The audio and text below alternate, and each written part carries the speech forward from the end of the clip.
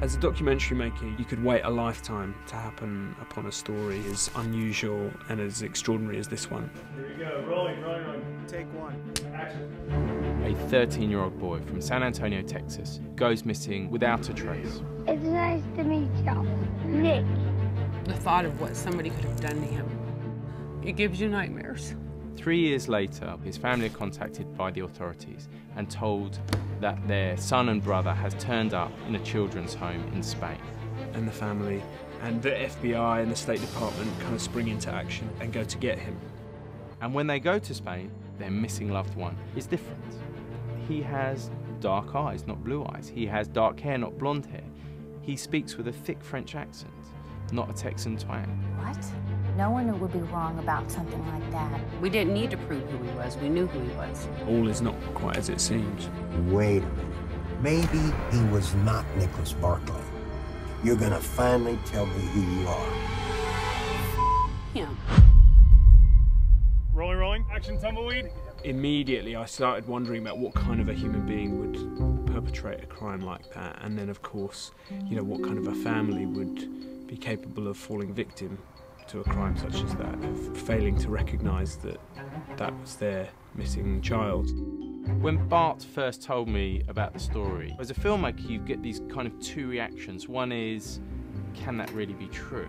But on the other hand, there's this kind of growing sense of excitement because you realise that these kind of events and the potential for this kind of film really don't come along that often.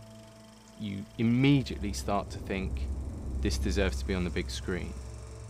So why didn't we make this as a scripted drama instead of a doc?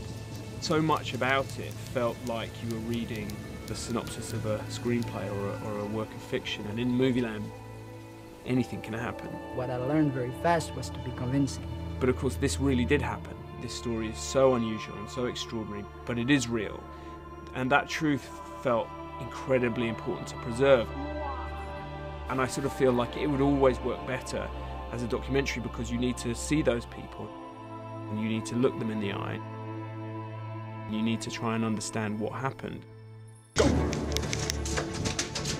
This is one of the most compelling, striking stories you'll ever hear. I would hope that you, as an audience member, are in a similar position to figure out what happened as I am. But I also would say that I don't think that that is what the film is about entirely. You know, the film possibly isn't about what happened to that missing boy. Actually, it's about not only deception, but self-deception, the way in which we choose to believe what we need to believe, or to convince ourselves of a version of the truth that maybe suits us better than reality. He had changed so much. It was like mind-boggling.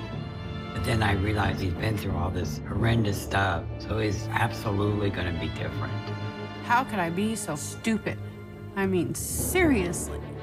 She just could not say it's not Nicholas. Did she believe it or not?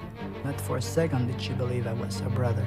She decided I was gonna be her brother. I think it's a documentary that's unlike anything you would have seen before.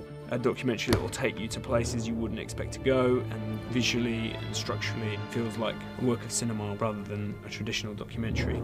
Something was being hidden and I didn't know what that was. Something happened inside that house to that boy.